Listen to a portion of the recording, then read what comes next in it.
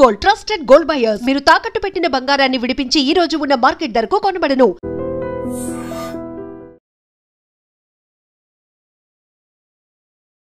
Ladies and gentlemen, welcome to iDream Media. నేను Priyadarshan. So August 15 independence day మనందరికీ తెలుసు. కానీ ఒక రోజు ముందు మాత్రం ఇక్కడ పెద్ద వార్ జరగబోతుంది అనమాట. అది వార్ 2 అండ్ కూలీ మధ్య. అంటే యాక్చువల్లీ ఈ వార్లో మాత్రం ఇరు వర్గాలు గెలవాలనే మనం కోరుకుంటూ ఉన్నాం. అయితే ప్రేక్షకులు దేనివైపు ఎక్కువ మొగ్గు చూపుతారు? కొత్త వరవడి వస్తుంది. అంటే మన తెలుగు హీరోలు, స్టార్డమ్ ఉన్న హీరోలు ఇప్పుడు ఒకరు తమిళ్లో, ఇంకొకరు బాలీవుడ్లో విలన్స్గా టర్న్ అయ్యారు, యాంటోగనిస్ట్గా. సో వీటన్నిటి గురించి మాట్లాడుకుందాం. నాతో పాటు సీనియర్ జర్నలిస్ట్ భరద్వాజ్ గారు ఉన్నారు, మాట్లాడదాం. సార్ నమస్తే. నమస్తే. బాగున్నారు సార్? బాగున్నాను సార్. ఏంటి సార్ మీకు ఏమనిపిస్తుంది? అంటే వార్ 2 కూలీ రెండు, ఒకవైపు ఏమో సైమన్ మన నాగార్జున గారు చాలా ఓవర్ హైప్ వస్తుంది ఆ క్యారెక్టర్కి. ఇప్పటిదాకా లేనంత హైప్ వస్తుంది నిజం చెప్పాలంటే ఈ జనరేషన్. అండ్ ఇటుపక్క మన గ్లోబల్ స్టార్గా టర్న్ అయిన ఎన్టీఆర్ గారు బాలీవుడ్లో హృతిక్ రోషన్ గారి సినిమా కాదు ఇది మా సినిమా అన్నట్టు చెప్పుకుంటున్నారు ఫ్యాన్స్. ఏంటి హృతిక్ రోషన్ అందులో నెగిటివ్ క్యారెక్టర్లో కనిపించే అవకాశం ఉందన్న హింట్ కూడా ట్రైలర్లో ఉంది కదా.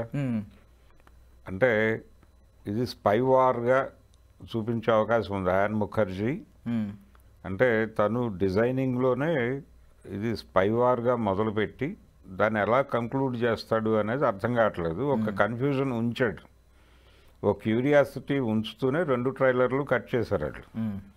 అందులో ఒక దానిలోనేమో అంటే ఒక మిషన్ మీద వెళ్ళినటువంటి స్పై అవతల వాళ్లతో చేతులు కలిపేసినటువంటి పరిస్థితి ఉందేమో అనేటువంటి అనుమానము, ఏమైపోయాడు అని మొదలై అతనే అసలు టోటల్గా వ్యతిరేకంగా అవతల శిబిరానికి అతనే నాయకత్వం వహిస్తున్నట్టుగా ఒక కల్పన ఉండి అతన్ని ఎదుర్కోవడానికి వెడుతున్నట్టుగా ఒక డిజైన్ కనిపించింది.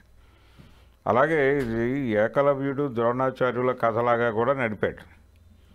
అంటే ఎవరిని చూసైతే ఇన్స్పైర్ అయ్యి, ఎవరిని చూసైతే నేర్చుకుని ఈ రంగంలోకి వచ్చాడో వాళ్ళతో తలబడేటువంటి పరిస్థితి క్రియేట్ అయిన క్యారెక్టర్గా, అంటే ఏకలవ్యుడిగా ఎన్టీఆర్ని, ద్రోణాచార్యుడిగా అతన్ని, హృతిక్ రోషన్ని చూపించేటువంటి ఒక ప్రయత్నం కూడా కనిపించింది. ఇలా రకరకాల లేయర్స్లో ఆ కథ నడుస్తుంది అనేది ఒక అభిప్రాయం కలిగిస్తూ మొన్న వచ్చినటువంటి ట్రైలర్లో లేదు వాళ్ళిద్దరూ దేశభక్తులే అనే డైలాగ్ ఒకటి పెట్టారు. ఇలా ఒక కన్ఫ్యూజన్ ఉంది. అది టోటల్గా ఒక spy cinema, big scale cinema. NTR just cameo అనుకున్నారు కానీ అతను పూర్తి స్థాయి పాత్ర చేస్తున్నాడు అనేది అర్థమైంది ప్రపంచానికి. కాకపోతే కూలీలకు వచ్చేసరికి నాగార్జున అది టోటల్గా నెగిటివ్ క్యారెక్టర్ చేస్తున్నానని ఆయన చెప్పుకున్నాడు. నా దగ్గరికి అంటే ఇప్పుడు ఇక్కడేమో టోటల్గా డైరెక్టర్ గారు మోస్తున్నాడు ప్రాజెక్ట్ని. ఇది కూలీకి సంబంధించి లోకేష్ కనకరాజు భుజాల మీద నడుస్తోంది. ఇప్పుడు ప్రమోషన్ యాక్టివిటీస్ని కూడా తను డైరెక్ట్ చేస్తున్నాడు. ఇది ఇక్కడ పరిస్థితి. అక్కడ అయాన్ ముఖర్జీ సినిమా డైరెక్ట్ చేశాడు, అయిపోయింది. ఇప్పుడు ప్రొడక్షన్ హౌస్ బాధ్యత అక్కడ. కాబట్టి వాళ్ళు ఇంకా ప్రమోషన్ వేగవంతం చేయటం లేదు అనేటువంటి ఒక భయము, ఆందోళన ఎన్టీఆర్ అభిమానుల్లో ఉంది. ఇప్పుడు వాళ్ళు టెన్షన్ పడుతున్నారు. నిన్నటిదాకా ప్రశాంతంగానే ఉన్నారు కానీ నిజానికి ఉన్నటువంటి వాతావరణంలో వార్ 2కే ఎడ్జ్ ఉండే అవకాశం ఉంది. ఓకే, జూనియర్ ఎన్టీఆర్ మార్కెట్ రీత్యా కూడా అంటే డివైడ్ టాక్ వచ్చినటువంటి సినిమాకు కూడా 500 కోట్ల పోస్టర్ వేసినటువంటి ఒక చరిత్ర ఉంది అతను. ఏది దేవరకి సంబంధించి. సో అది అతను మార్కెట్ వాల్యూ అనుకుంటే అతనితో సినిమా తీస్తే ఆ పోస్టర్ వేసుకునేటువంటి సౌలభ్యం ఉంది. బెటర్ సినిమా అయితే అక్కడ నుంచి రేంజ్ పెరుగుతుంది. అంటే 1000 కోట్ల వరకు రీచ్ అయ్యేటువంటి మార్కెట్ ఉంది అతనికి ఇండిపెండెంట్గా. అక్కడ చూడాల్సింది ఏంటంటే అది ప్రొడక్షన్ హౌస్ ఉన్నటువంటి ఇమేజ్ ఉంది. అలాగే అక్కడ ఇంకో హీరో ఉన్నాడు, హృతిక్ రోషన్ ఉన్నాడు. అతని మార్కెట్, అతని వాల్యూ, ఈ గొడవలు ఇవన్నీ లెక్కేసుకుంటే దీని రేంజ్ పెరుగుతుంది. కానీ ఇక్కడికి వచ్చేసరికి రజనీకాంత్, నాగార్జున వీళ్ళందరూ వింటేజ్ హీరోలు. ఈ వింటేజ్ హీరోల సమూహంతో వీళ్లతో తలబడటానికి రంగంలోకి దిగాడు లోకేష్ కనకరాజు. అందుకని వింటేజ్ హీరోలకి, ఈ జనరేషన్ హీరోలకి మధ్య వారుగానే చూస్తాను దీన్ని. సో వీళ్ళ మధ్య ఇప్పుడు వీళ్ళిద్దరూ కూడా ఆల్రెడీ హిందీ మార్కెట్లో known faces. Nagarjuna known face, Rajinikanth known face. కాబట్టి వీళ్ళని అయినప్పటికీ ప్రమోట్ చేయడం కోసం ముందే ప్రమోషనల్ యాక్టివిటీ మొదలుపెట్టాడు అతను లోకేష్. సోషల్ మీడియాని విపరీతంగా వాడుతున్నాడు ఎక్కడ హిందీ మార్కెట్లో. అలాగే వాళ్ళు ఈవెంట్స్ కూడా మొదలుపెట్టేశారు. రకరకాల ట్రైలర్స్, ఇతర అంటే కంటెంట్కు సంబంధించినటువంటి రకరకాల పద్ధతుల్లో జనాలను అట్రాక్ట్ చేయడం అనే కార్యక్రమం జరిగిపోతుంది కూలీ వైపు నుంచి. ప్రమోషన్లో వాళ్ళు చాలా దూకుడుగా చాలా ముందు నుంచి ఉన్నారు. ఇక్కడ ఆ ట్రైలర్లు నిన్న రిలీజ్ అయినటువంటి ఒక పాట తప్ప ఇంకేమీ లేదు. ఇప్పుడు ఒక ఈవెంట్ ప్లాన్ చేశారు ఇక్కడ.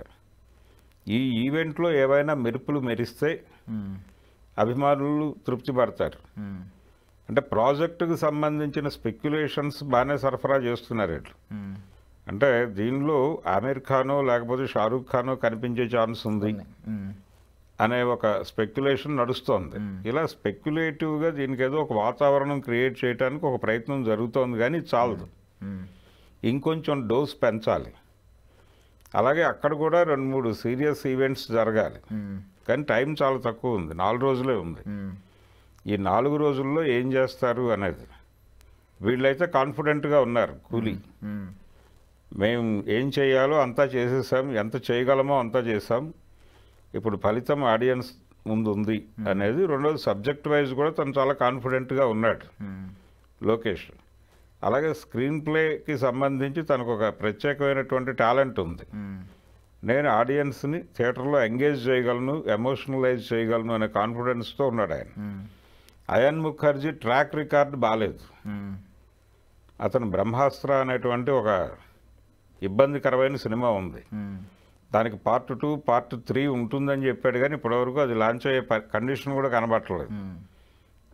ఒక విచిత్రమైన విషయం ఏంటంటే అందులో నాగార్జున ఉన్నాడు బ్రహ్మాస్త్రాలు, ఇప్పుడు కూలీలో నాగార్జున ఉన్నాడు.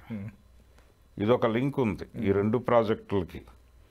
సో అయాన్ ముఖర్జీ ఒక ఎంటర్టైన్మెంట్ సినిమాతో ఒక విజయం సాధించున్నాడు, కానీ ఈ లెవెల్ ప్రాజెక్టు అతను ఇంతకుముందు చేసింది పెద్దగా నడవలేదు. ఇంకొక అంటే ఇండస్ట్రీలో సెంటిమెంట్ల ఇది కూడా ఉంటుంది ప్రభావం. కరెక్ట్. బాలీవుడ్ హీరోలు సౌత్ ఇండియన్ హీరోలకి విజయాలు ఇవ్వటం అనేది పెద్దగా జరగలేదు, అసలు జరగలేదనే చెప్పాలి. అంటే హీరోగా జరగలేదు, ఇది నెగిటివ్ క్యారెక్టరే అనుకుని ముందు నెగిటివ్ క్యారెక్టర్ ఏం కాదని ఇప్పుడు పాజిటివ్ క్యారెక్టరే. ఇతుంది పాజిటివ్ క్యారెక్టరే. అంటే ఇప్పటి వరకు బాలీవుడ్ హీరోలకి అంటే బాలీవుడ్ హీరోలకి సౌత్ డైరెక్టర్లు పెద్ద పెద్ద విజయాలు ఇచ్చారు, కానీ బాలీవుడ్ డైరెక్టర్లు సౌత్ హీరోలకు భారీ విజయాలు ఇచ్చిన సందర్భాలు తక్కువే. కాబట్టి ఇదొక పెయిన్ ఉంది. అంటే కమల్ హాసన్కి సాగర్ సినిమా హిట్ అని చెప్పచ్చు, కానీ సాగర్ సినిమాలో రిషి కపూర్ కూడా ఉన్నాడు, వాళ్ళిద్దరి మీద నడిచిన కథ అది. అలా రజనీకాంత్కు 1-2 సినిమాలు ఉన్నాయి, కానీ అక్కడ కూడా అమితాబ్ ఉన్నాడు. ఇలాంటి పంచాయతీ ఉంది. కాబట్టి పూర్తి స్థాయిలో ఇప్పుడు వీళ్ళు జితేంద్ర అనేటువంటి హీరోని పెద్ద హీరోని చేసింది సౌత్ డైరెక్టర్లు. మిథున్ చక్రవర్తి కెరియర్లో మేజర్ హిట్లన్నీ సౌత్ డైరెక్టర్లు ఇచ్చినవే, టిఎల్వి ప్రసాద్ గారు ఇచ్చినవే. 18 సినిమాలు డైరెక్ట్ చేశాడు ఆయన మిథున్ చక్రవర్తితో ఇక్కడి నుంచి వెళ్ళి. జితేంద్రకి మన డైరెక్టర్లు అందరూ హిట్లు ఇచ్చారు, కాబట్టి అక్కడ హీరోలను నిలబెట్టినటువంటి చరిత్ర ఉంది మనకి మన డైరెక్టర్లకి. కానీ వాళ్ళు మన హీరోలతో విజయాలు సాధించి నిలబెట్టిన సందర్భాలు లేవు. ఇదొక బెరుకు ఉంది, ఇదొక భయం ఉంది, ఇదొక సెంటిమెంట్ ఉంది. కాబట్టి ఇలా 100 రకాల భయాలు ఉన్నాయి వార్ 2 చుట్టూ. ఈ సెంటిమెంట్లు కూడా ఉన్నాయి. ఈ సెంటిమెంట్లు ఇవన్నీ ఏం చేయబోతున్నాయి ఆ సినిమాని అనే భయము, ప్రెజరు అభిమానులను ఆందోళనలో ఉంచినాయి. రేపు ఈ ప్రమోషనల్ యాక్టివిటీ ఇక్కడ జరిగేటువంటి ఈవెంట్లో ఏమన్నా మెరుపులు మెరిస్తే వాళ్ళు కొంత తృప్తి పడతారు. కానీ వాస్తవానికి ఇవి 2 బెటర్గా ప్రమోట్ అయ్యి రిలీజ్ అయితే కొంత ఎడ్జ్ వార్ 2కు ఉండే ఛాన్సే ఉంది. ఓకే, కంపారిటివ్గా వీళ్ళు గట్టి పోటీ ఇవ్వగలుగుతారు. గట్టి పోటీ ఇవ్వగలుగుతారు అనటంలో అంటే తనకు పడుతున్న కష్టం నుంచి లోకేష్ కనకరాజు పడుతున్న కష్టం నుంచి మంచి ఫలితాన్ని రాబట్టే అవకాశం అయితే ఉంది. సో ఇందాక మీరు ఒక హెడ్లైన్ వదిలేరు సరదాగా, ఏమని వింటేజ్ హీరోస్ వర్సెస్ ఇప్పుడు స్టార్స్ అని చెప్పి. అంతే. కాకపోతే అంటే అది మీడియా ముఖంగా నేను కూడా చాలా వెబ్సైట్స్లో చూశాను. బట్ ఆడియన్స్ నిజంగా అలాగే తీసుకుంటున్నారంటారు. అంటే వేరెవర్ 35+ ఉన్న వాళ్ళు, 40 ఉన్న వాళ్ళు రజనీకాంత్ గారికి వీరాభిమానులు కాబట్టి వాళ్ళు అటువైపు టర్న్ అయ్యి, ఎప్పుడైతే యంగ్స్టర్స్ ఉన్నారో వాళ్ళు ఎన్టీఆర్ గారి వైపు టర్న్ అయ్యి ఇలా ఇలా ఏమన్నా ఉంటుంది. వింటేజ్ హీరోల సినిమాలు ఒక సెలబ్రేటివ్ మూడ్లో ఉంటాయి. అంటే అక్కడ అభిమాన గణం తాలూకా సంఖ్య చాలా ఎక్కువ ఉంటుంది.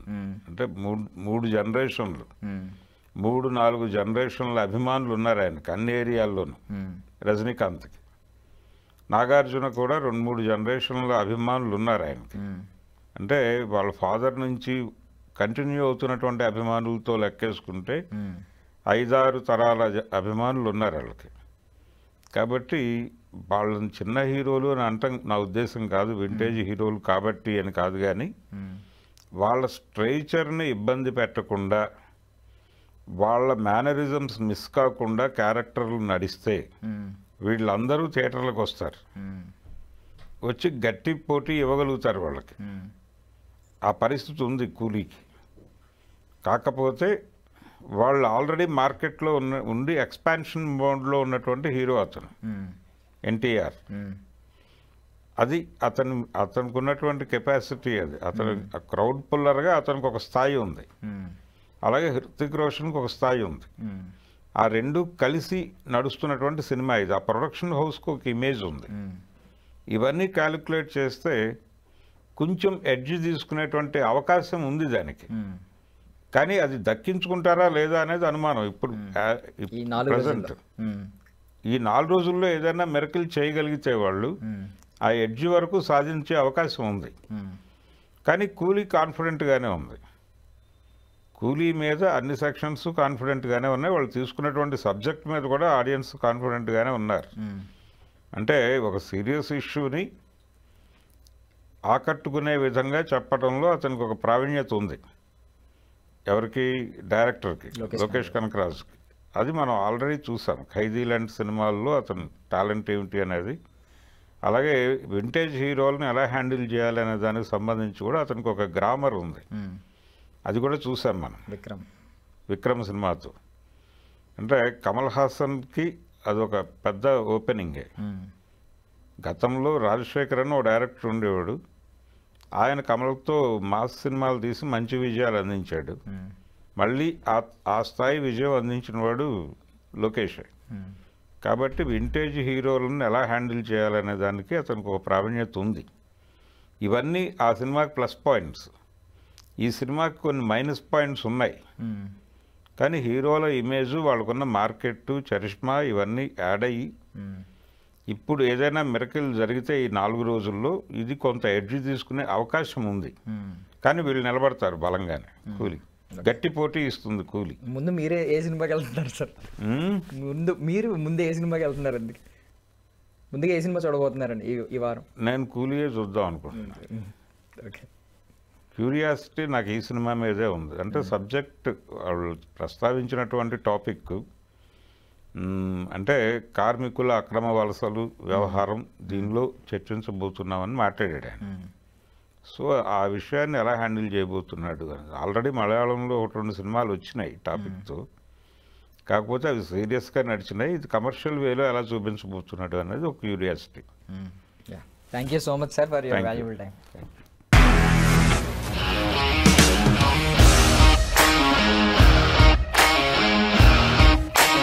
ఇండస్ట్రీలో కమిట్మెంట్ ఇష్యూస్ వస్తే నీకు కూడా వచ్చినట్టు? మార్నింగ్ తీసుకెళ్ళానంటే కొట్టి పడేసారు.